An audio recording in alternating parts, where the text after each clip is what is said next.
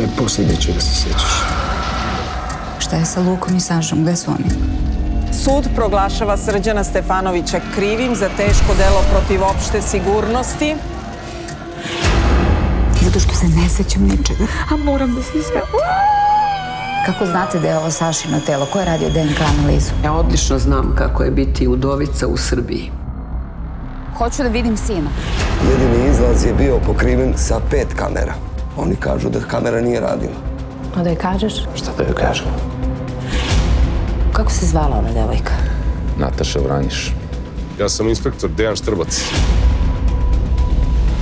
Zašto vas je Nataša zvala? Ne vjeruj u iznenadnu smrt čovjeka koji ti duguje $1 milion. Pogledaj ovo. Jesi ti imao nešto s njom? A ti stvarno misliš da bi te prevario s pripravnicom iz naše firme? Pa ću ti mater za ovo. Moram da joj kažem.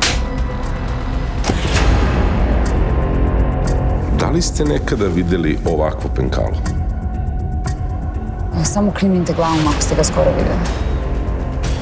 Ako ovo izbije u javnost, najebali smo. Nisam ja čovjek sa kojim ti treba da razgovaraš. S kim da pričam, jel čuješ? Mi smo vezani za uvek.